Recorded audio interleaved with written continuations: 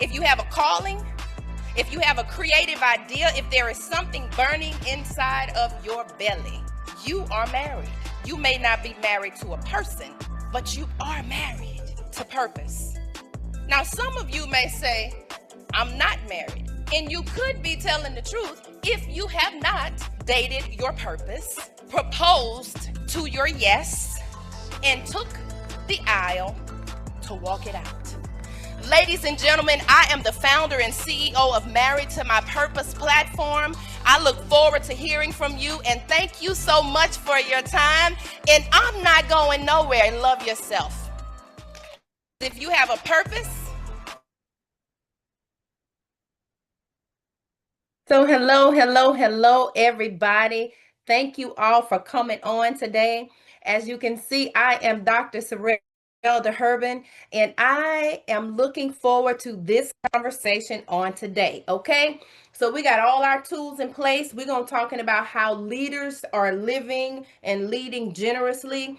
And today, my task is to talk to you a little bit about purpose, okay? Now look, let me look at my topic because I'm not going to get off track. Number one, I'm a speaker. Number two, I'm an author. Number three, I'm a writer. And number four, I'm a preacher. Okay? Now look, I only have a certain amount of time. Let me look at my clock. I'm only supposed to have 20 minutes. So let me make sure I put my timer on over here. I got my timer on, Pastor Shannon. So listen, I am not going over. I got my notepad. Listen, I got my crown. Hold on. Did y'all didn't know I was Miss Corporate America Louisiana 2025. Hey everybody, I am Miss Corporate America 2025. Okay, represent Louisiana. Now let me take this title off because I don't need that right now. I got that. I got my wallet. Look, I got my gum.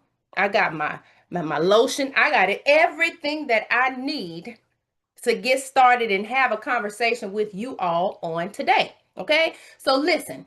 Birthing purpose, how to push past, and I'm reading this because I'm not going off track, Pastor Shannon, okay?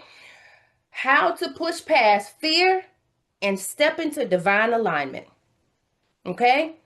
Birthing purpose, how to push past fear and step into divine alignment. First of all, let's talk about purpose. I'm going to give you a story about my purpose. Now, one of the things that have happened in my life over the years is I realized that I have some really strong gifts. How many of you in this room know that you've got some strong gifts that you need to share with the world? And how many of you have done that? I know many of us are sitting on them. Some of us got notepads and journals and sheets of sticky pads all over our computers, because we're going to get that thing done. But my question to you is when? When are you going to do it? Why are you not doing it? For those of you on here that are women, and those of you who are on here that are men that even studied the birthing process, that's not easy. And oh, by the way, if you look at it from a traditional standpoint, it takes 9 months to birth a baby. 9 months. So if it takes 9 months to birth a natural baby, how long do you think it's going to take you to birth purpose? And it's going to take you even longer if you have not even discovered what your purpose is. So here are some tips for you. How do you discover your purpose? I know some people are asking, how do I even discover my purpose? How do I even know what my purpose is? I want you to take out a sheet of paper right now. I'll wait. Notepad, you can put it in your phone and your notes, even in the chat. You can drop it in the chat. But I want you to take out a sheet of paper and I want you to write down the things that you do well. And then I want you to write down the things that you want to do well. And then on the third column, I want you to write down the things that you don't do well. Now, some of us take a lot of our time focusing on the things that we don't do well, that we ignore those things that we do very well. Let me tell you a story about my life. Now, let me get my tissues, because I don't want to I don't want to be looking crazy out here on this Zoom call, okay? Let me tell you a story about my life. Grew up with my grandmother. My mom was around, but I never met my dad. I met my dad when I was 16 years old at his funeral. Yeah, one of those type of things. My grandmother died when I was 11th grade. How many of you were raised by your grandmother? I know many of us have been. I was raised by my grandmother in the 80s and 90s. So you know, that was a real grandma. She didn't play. We didn't even go to the stop sign in the neighborhood. Okay? We could go to the mailbox and come back in the house. When the street lights came on, you better be in the house. Okay? So when you talk about your childhood, when you talk about the childhood of learning what your purpose is, sometimes that's hard because you're living in an environment where you're told what to do, how to do it, and even when to do it, right? You all still have that paper out, right? I want you to use that sheet of paper, and I want you to fold that sheet of paper in half in 3 ways because you wrote a few things down. I want you to see it from different angles because when you are birthing something, there are different angles, and you have to navigate those different angles. I had to navigate the different angles of my life. I don't know what it feels like to be raised by a parent because I wasn't raised by my parents. I was raised by my grandmother. So much wisdom. My children were raised by both of their parents. And then the next season came where a divorce took place in my life. After 23 years of marriage, the baby that I thought was birthed for life ended. And that baby was a marriage, having a family in the ecosystem of marriage. And that ended. And it tore me apart. I told God, I fasted, I prayed, Lord, what is going on? My marriage was my purpose. You told me that ministry starts at home. He said, I didn't tell you that. Your marriage is not your purpose as you have prayed to me. You made your marriage your purpose and you made your husband your God. I said, what? And then he told me I left him out. Not only did he do that, y'all, he gave me a double whammy. He turned around and said, and you have your identity all over the place. I said, now, wait a minute now. I'm thinking I'm doing everything I'm supposed to do. I'm showing up as a wife. I'm showing up as a mom. And here I am out of place. How many of you have felt out of place in your life? I know I have. I just recently divorced in 2024. 2024, y'all. That was last year. Somebody asked, how you doing? I'm healing in the midst of grief, in the midst of a form of a death, in the midst of restructuring my life, in the midst of finding my own identity that's not tied to being a mom, that's not tied to being a wife, that's not tied to being in a leadership position. So I want you all to take a minute. I'm going to put my timer on here. I want you to take a minute and I want you to jot down everything in your life right now that should not be in your life. I'm going to wait. I got the phone right here. The time starts now. Now I'm going to get my notepad and I'm going to write too. You all got about 49 seconds left to write down all the things that you think are not going right in your life and all the things that you want to happen in your life. You got about 40 seconds left.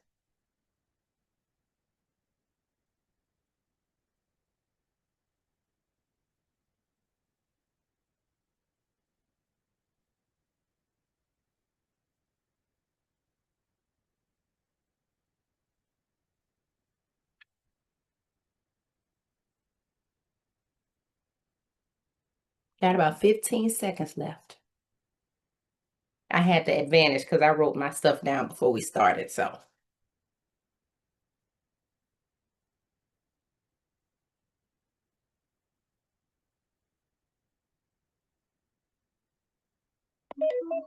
All right, that's the timer. So I want you all to take that list. You got two lists. You got two practical things you can take away so far. And we're only a few minutes before I'm landing this plane, and you already have practical tools. Birthing your purpose. Birthing your purpose.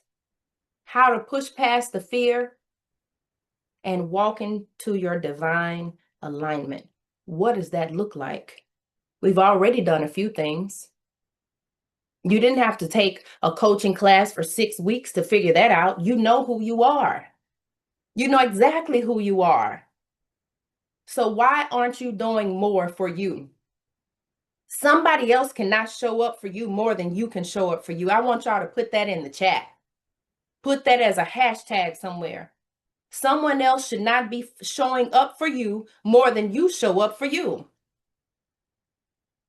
Somebody say, have the baby already. Now let's talk about this birthing process.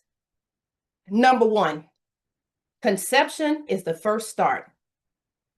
When you know you have conceived something and planted a seed, where is that seed, y'all?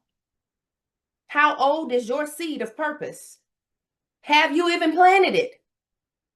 Some of us are still holding the seed, like I'm holding this tissue in my hand. Some of us are still holding the seed of purpose in our hand. Somebody say, plant your seed. Number two, carrying the seed. Everybody's season of carrying and birthing is different.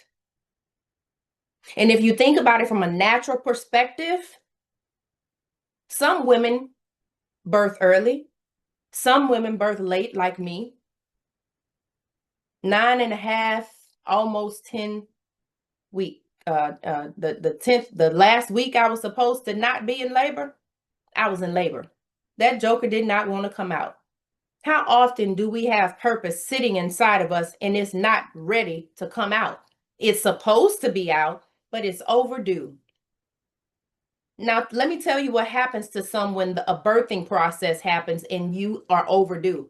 When a baby is inside of a mother's womb and the baby is overdue, sometimes it causes the nutrition that is surrounding that baby, the support that's surrounding that baby, to run out of space. There is no more space for your purpose to be cradled inside of you. You're running out of space. You want to know why you're running out of space? You're running out of space because once you birth that purpose, there are more tasks, more branches attached to the purpose that's inside of you that you won't birth, that's getting in the way. Carrying your purpose to term is absolutely necessary. Trying to carry that purpose around longer than you should, and you know you should be executing, that's another piece of this. Somebody say, carry your purpose to term and birth it. Now we're talking about the birthing process. We planted the seed of purpose. We carried the purpose to term. Not only did we carry the purpose to term, but we've learned that we could carry purpose so long, we can be overdue. And things are just backing up. Dreams, creative ideas that we should be doing in conjunction with our purpose, we can't do it. We can't do it because we've run out of space. Don't run out of space. Birth your purpose. Birth the purpose. Don't hold on to it. Don't hover it, because that very thing that you think is not supposed to happen would happen. Not only would you run out of space, but the mom can get ill. Did you all know that? A mother can get ill and the baby could be at risk if that baby stays in you longer than it should. Somebody say, birth your purpose. Divine alignment is when you are walking in everything you're called to do. So I want you to think about it. Plant that seed of purpose. Carry that purpose to term. Nurture it along the way. And everybody's purpose has a different timeline. Different timeline. Now I'm going to get my notepad. Give me a second. Real quick. Let me get this notepad. My notepad has so many notes jotted in it. So many. I need you all to start journaling. Journaling everything that you think about in terms of what you're called to do, what you wish you could do. You've planted the seed of purpose. You're carrying the purpose to term. The baby has been birthed. Now your purpose is visible. What do you do next? You're out here in this world, just like a baby that's birthed, a purpose that's birthed is still in infant stages and needs support. A baby that's just born can't even hold its neck up. A purpose that's just born may not be ready to execute at $1 million level, at $1 billion level. So you have to come alongside people. You have to allow people to come alongside you. You have to trust. Somebody says, I have to trust. Coming out of a divorce, out of a marriage into a divorce, after 23 years of marriage, I had to learn how to navigate and trust other people. And that wasn't easy for me. It's still not easy for me. It's still a transition process taking place in my life in spite of me walking in my purpose. What season are you in where you have to birth your purpose, carry it to term, make sure it's nurtured? Once you birth it, it's out. Understand where that purpose should go and where the purpose shouldn't go, who that purpose should be connected to and who that purpose should not be connected to. Those are the things that you need to be doing. So I ask you again today, who are you connected with? What phase of the birthing process are you in? Have you planted your seed? Okay, that's good if you planted your seed. That means it's growing. You're nurturing it. And when it's time to come full term, you'll be ready to receive that purpose. Purpose is your forever partner. I want somebody to write that down.